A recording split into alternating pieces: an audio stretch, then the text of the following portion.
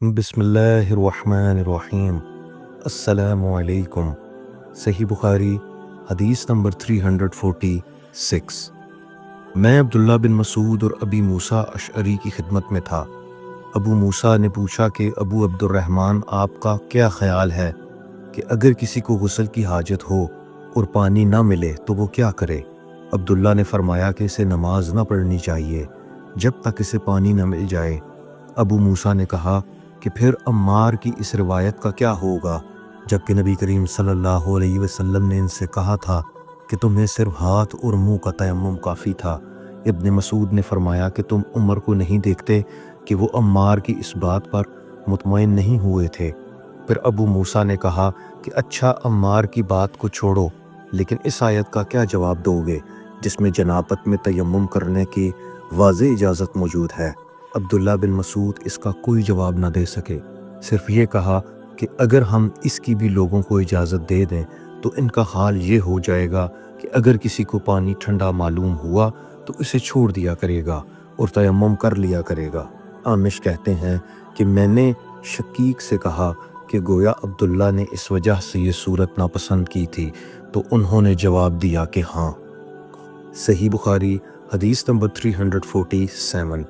अगर एक शख्स को गुस्ल की हाजत हो और महीना भर पानी ना पाए तो क्या वो तयम्मुम करके नमाज ना पढ़े?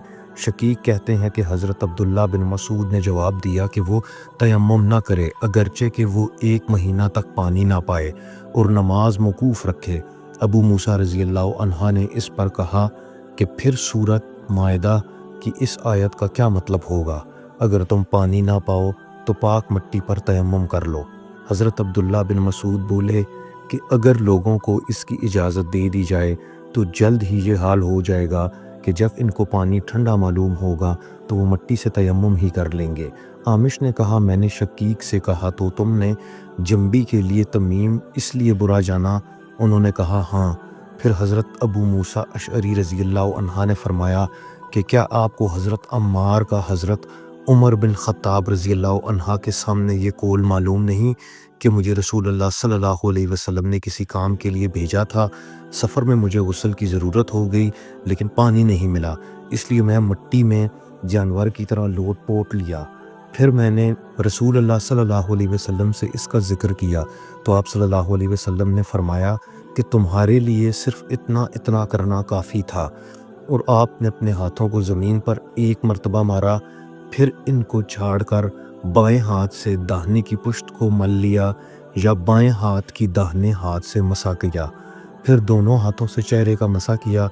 अब्दुल्ला ने इसका जवाब दिया कि आप उमर को नहीं देखते कि उन्होंने अम्मार की बात पर कनाअत नहीं की थी? और याला इब्ने उबैद ने आमिश के वास्ते से शकीक से रिवायत में ये ज़्यादती की है कि उन्होंने कहा कि मैं अब्दुल्ला और अबू मूसा की खिदमत में था और अबू मूसा ने फरमाया था कि आपने उमर से अम्मार का ये कौल नहीं सुना कि रसूलुल्लाह सल्लल्लाहु अलैहि वसल्लम ने मुझे और आपको भेजा, बस मुझे गुस्ल की हाजत हो गई और मैंने मिट्टी में लोट पोट लिया।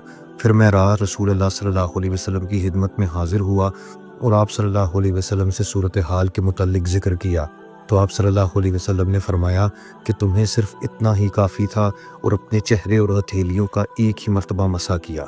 सही बुखारी हदीस नंबर 348। रसूलुल्लाह सल्लल्लाहु अलैहि वसल्लम ने एक आदमी को देखा कि अलग खड़ा हुआ है और लोगों के साथ नमाज में शरीक नहीं हो रहा है। आप सल्लल्लाहु अलैहि वसल्लम ने फरमाया कि ए फ़लाँ, तुम्हें लोगों के साथ नमाज पढ़ने से किस चीज़ ने रोक दिया?